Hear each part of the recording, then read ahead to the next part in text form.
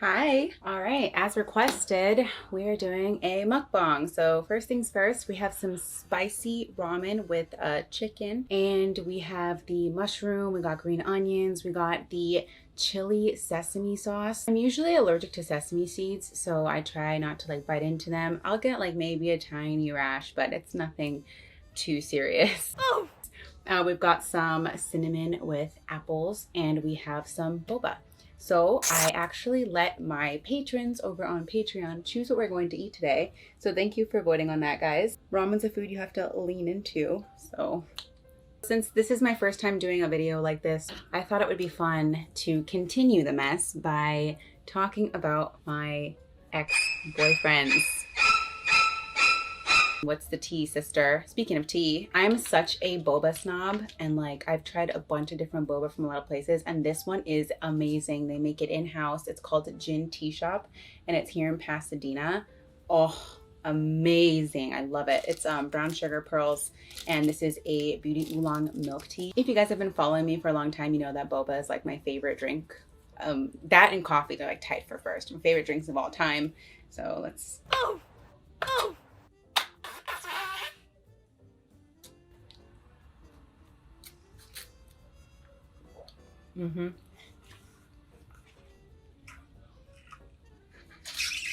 These are actually from Japan, and my best friend got them for me when she went to Tokyo a few years ago, because she knows like I love Asian food a lot. Thank you, Danielle. These are gorgina. The thing about ramen too is like it's bomb, but when you pick it up and some of the noodles just like whack. All right, let's dig in. So this ramen today is from my favorite place called Tatsu. It's so bomb. This is the soul ramen, and the broth is just to die for. Yes. All right.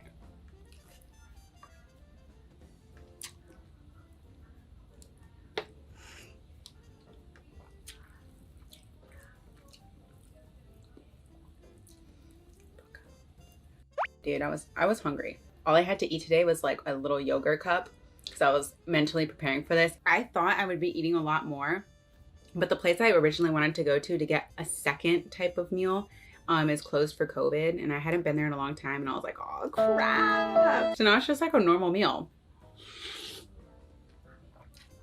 Get a bite of chicken here.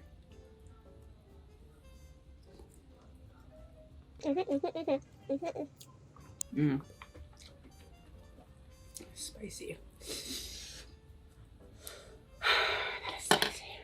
Mama loves some spice. That just like slapped all over my chin. We've got apple with cinnamon. You was my cinnamon apple. My second boyfriend, let's call him Isaiah.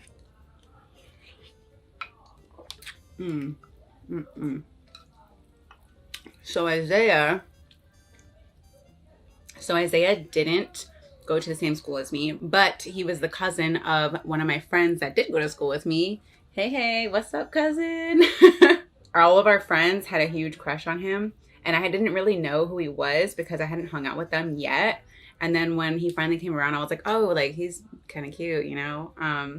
And then I guess he thought I was kind of cute too. So we were like, hey, what's up? Like, what's your number? Like we were texting each other, calling each other all the time. So he went to a different school than me and in a different city, a little bit further. Neither of us drove. Like he didn't have a car. So we didn't really see each other a lot. We only saw each other at my friends' family events. Kind of awkward because like we'd have to go sneak away to like hold hands, or he would give me a kiss. Like he initiated those. I was like, hey. He was older than me, and like I think he was a sophomore in high school, and there was this friend of his that I would always see on his Facebook / MySpace. Isaiah would be like, oh, she's just a friend, whatever, but they would always talk to each other. Like literally they would always be talking to each other. They would always be hanging out, which is fine. You can have a friend that's a girl, but at the time when I was young, like I didn't like that. And I kind of knew something was up. I was like, come on, like they have little cute nicknames for each other. I don't know about all this. So I asked him about it a few times and he tried to reassure me that it was okay. I want to say that he admitted that he had feelings for her. And then I was like, okay, goodbye. Like, I don't remember if he just admitted it and then I broke it off, or he was just like, I want to pursue her or something. I don't remember that well because it was on the phone. So when I was a sophomore, he contacted me. It was like over Facebook or something, and he asked me to come over. He was like, hey, I just want to like see how you're doing and let's hang out. And me and my sister rented all these scary movies. This was Halloween time. And he's like, I know how much you love scary movies and let's just like chill. And, you know, I think we can still just, you know, be friends. I was like, okay. But like, come on, yo, I didn't know. Like, I was naive. Like, I didn't know at the time that it was just like, you shouldn't go to your ex's house. And that's kind of like code, you know. But I went. I think my sister drove me to his house, which is like 25 minutes away from mine, granted. Thanks, sister. Appreciate it. Oh, God. Honestly, I walked in. And his sister didn't even know that I was coming over. I met her in passing here and there, but I didn't really know her well because we weren't together like that long and that close, like at each other's houses. She was like, hey, what's up? Like, oh, it's so long. It's so weird seeing you here. And she kind of gave him this look like, what are you planning, Isaiah? I was a sophomore, he was a senior. I don't know what she was doing, but she was across the house. And it was just us two in his room with the door open. Like, we had the door open. Like, that's, you know, come on. And we were watching Halloween Part 3, I think.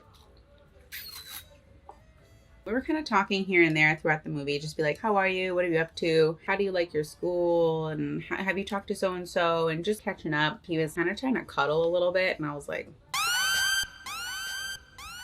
whatever. I'm just going to go with it. I'm single. I don't know if he's single, but he says he is. And I'm not thinking anything is going to happen or, you know. Might as well just get comfortable. And his bed was like one of those beds that was like a side bed. Had the board against the side of the wall. His pillows were back there anyway, so it was just like hard to kind of get comfortable on that and watch the TV in front of us. The movie kind of ended and the credits rolled out and he didn't put another movie and it was really dark. At this point, he just laid down. His legs were off the bed like this and he like laid down this way, so like torso was on the bed. And then I kind of laid down just to mirror him. And we both just kind of like did this and we're talking. And then he just kissed me without any warning or anything. And it was dark. That's what it was, dark. And I could like kind of see his outline a little bit, but like I couldn't really see his facial expressions that much. I just didn't see it coming. So I was like, okay. So I pulled away. He grabbed my chin and like pulled me up gently to give me another kiss. Okay, like whatever. So I just kind of made out for a little bit. I hope Wilhelm's not watching this. I hope my parents aren't watching this. I hope Isaiah is not watching this. So we ended up making out for a while. And then like his sister, like you can hear her footsteps coming down the hallway and he was like, like he like rolled on the ground and was like about to like put in another movie. And his sister kind of made a joke like in Spanish, like, oh, like I'm kind of watching you type thing. And he was like, oh, it's fine. Like we're not doing anything. And she was like, uh-huh, sure, whatever. So he started kissing me again when the movie came on and his sister wasn't there. And he was just like, oh, it's so nice because your breath is not hot. Okay, I think it's time to leave. So I went to the bathroom and I called my sister. And I told him, I was like, oh, my sister just called me and said that she's on her way. And literally like the last time I saw him, the last time I spoke to him. And it was just a weird experience. I don't know what he hoped to accomplish in that. I don't know what I hoped to accomplish in that. But I think I just wanted to show him like how much I've changed and I like grew up a little bit more.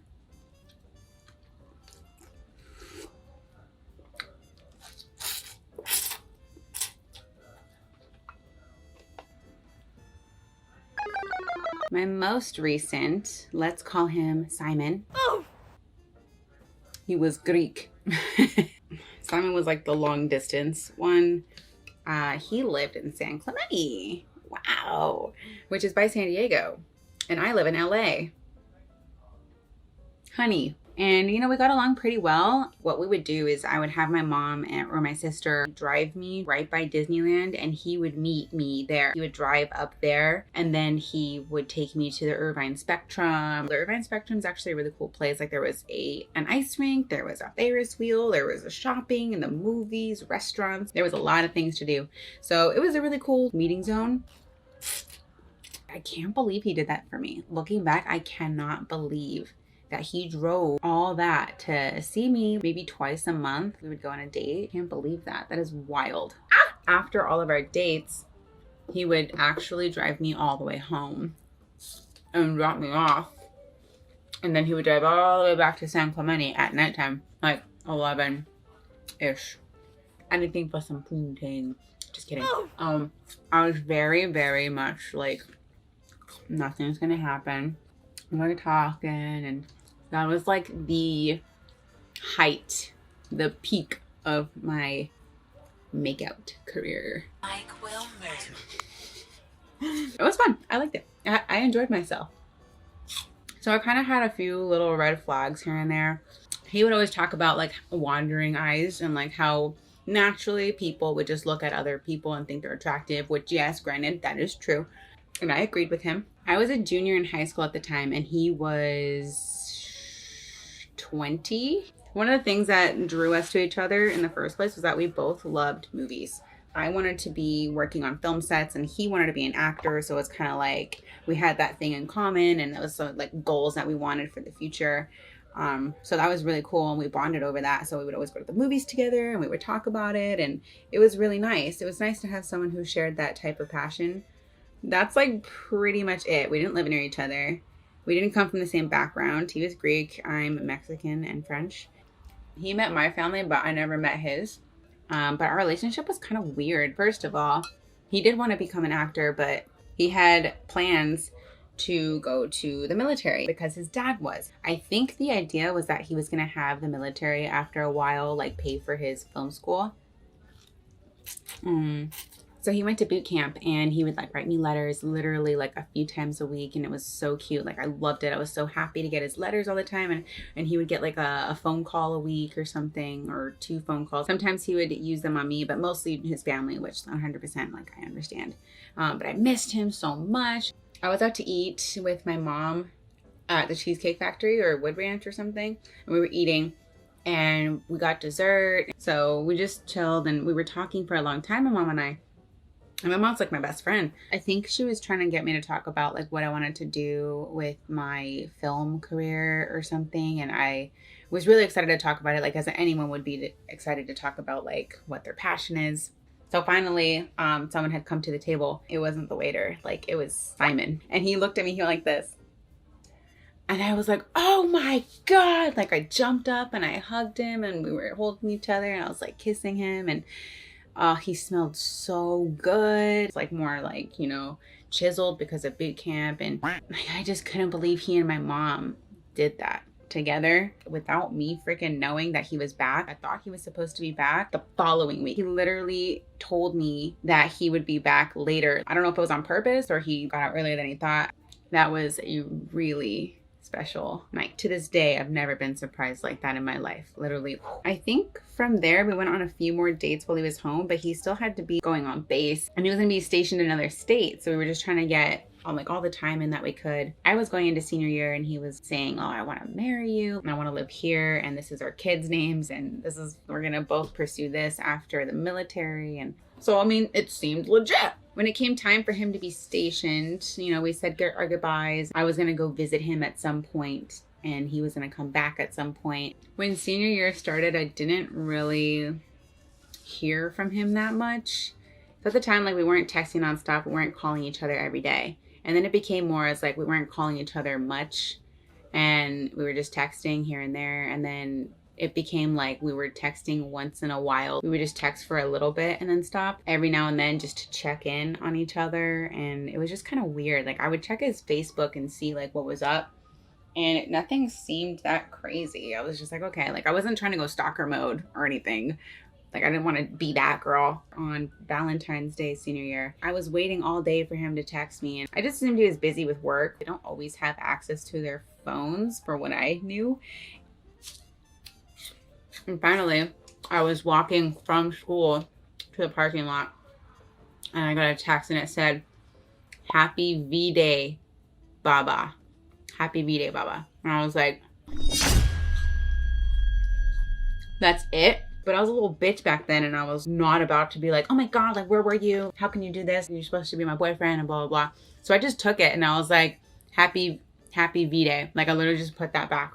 And that's it. There is no further conversation, nothing. Like, I was thinking of you, or not, I wish I could be there, nothing, none of that. So I was like, okay, most romantic day of the year, and nothing. So I kind of knew at that time something was going on. And it was like, either he wasn't feeling it anymore, he was too busy, we grew apart, or there was someone else. I finally saw on Facebook he uploaded a picture, or he was tagged in a picture. It was a picture of him driving a car, and it was like from the passenger seat picture, and he was like holding someone's hand, and I saw like blonde hair strands, and like, you know how it's like you can catch some of the shoulder. So he's with someone else, and he didn't even tell me. He didn't have the to be like, yo, I found someone else, or I don't want to be with you anymore. He didn't have the to tell me that shit. Like, come on, bro. And I was pissed. I was livid. How childish can you be? You're supposed to be older than me. Maybe it was my fault too. Maybe I was too much of a little bitch that I didn't want to seem clingy and like try to go out of my way to talk to him a lot. But like, who does that? Thinking back, being someone that just turned 21, you're in the military, you're on base, away from your girlfriend. Also, your girlfriend is somewhat long distance, even if you were back home, and she's a senior in high school. I fucking get it, honestly. Why are you with that person unless you truly love them? Thinking back on it, I didn't even know what true love really felt like. He should have just been like, I mean, the whole situation's just not gonna work out. That would have been fine. Like, at the time, I would have been like, oh my God, why? But that would have been the way to go, honestly. Let a bitch know. If you're gonna break up with somebody or you don't want it to happen anymore, let a bitch know. Okay? I literally felt like a little kid, and I didn't want to confront him about it. I didn't come at him or anything. And then after I graduated, guess who calls me again? Guess who's in town? So he invited me to go somewhere to talk, and I was like, okay. He actually came to pick me up this time, like at my house. And I was like, shit. Like, okay, so we're gonna talk it out. Of course, like any ex-girlfriend would do, I got all dolled up and cute or whatever. We didn't end up talking about it at all. It was almost like a normal date. For some reason, I didn't care. I was just trying to enjoy myself, be happy, you know? I was young and naive, and I guess I just hoped that he would like tell me and we can like get through it or something, but he didn't. I mean, when he did drop me off, he did give me a kiss. I let him kiss me a little bit, and then I left and went back in the house. And from then, he was texting me, and he was, even when he went back to his base, he got into PS3. So we were playing Call of Duty together a lot of the time. So we kind of stayed in touch in that way. But we weren't together or anything. He would still call me Baba sometimes, and I was like... It was a weird on and off thing where he was trying to talk to me and stay in touch. Every time in November when the new Call of Duty came out, he always texted me and asked how I liked it and started a conversation. And he also like really didn't like blonde hair. He was like, oh, I'll never be with a blonde girl. Like, don't ever dye your hair blonde. And now his wife is blonde. Oh, funny how that works. But hey, maybe she changed his mind. What a freaking mess that was. It was literally like an ongoing thing for 2 years. We weren't even really together for that much of it. I guess a learning experience. I want to think that he's a good guy though. God, I took that spice like a freaking champ. I never thought of myself like that, but I can't believe I actually was like one of those girls that talked to their ex again. That was like, oh yeah, like let me talk to so-and-so. Like, I'm okay with talking to you. I'm okay with freaking going to see you. Like, I literally saw both my exes. Oh. Like, one-on-one. Like, what? That's like the thing that you're not supposed to do. And I freaking did it twice. Oh my God. I am a disgrace to women everywhere. I guess I was just a hopeless romantic. What can I say? I guess the only thing that like I didn't give them was, none of that. I guess for guys that age, it's like a big thing. I'm not sure. I guess that was my only fault. But other than that, I was a angel. The house. Not biased at all. No, sir. Not biased at all. From what I know of Isaiah, I haven't really kept in touch with him a lot. We were friends on Facebook for a while, but then I think he deleted his Facebook. And from what I knew, he was going to become a surgeon in the Navy. Like, why am I with these military people? I don't get it. Simon and I even follow each other on social media. Like, we're fine. You know, like I'm a very civil person. I don't hold a lot of grudges or anything. I'm cool if you're cool. Like, I'm glad. Like, I went through some shit, but like, I don't hold it against them type of thing. And, you know, we should all be like that. Let me know in the comments below if you've ever spoken to your ex after you guys broke up, or even gone to go see them like my dumbass did. Make sure that you guys drop a like on the video if you enjoyed this type of content, whether it's story time, whether it's mukbang. If you're brand new to the channel, please make sure that you subscribe and hit that notification bell so you don't miss a post. And welcome to the castle. A huge shout out to my patrons over on Patreon. You guys keep this channel running and you keep me running, so thank you so much for your support. If you guys want to check out my Patreon or follow any of my social media, the links are all in the description below. Check it out. All right, guys, thank you so much for watching. I will see you in the next one. Bye. God.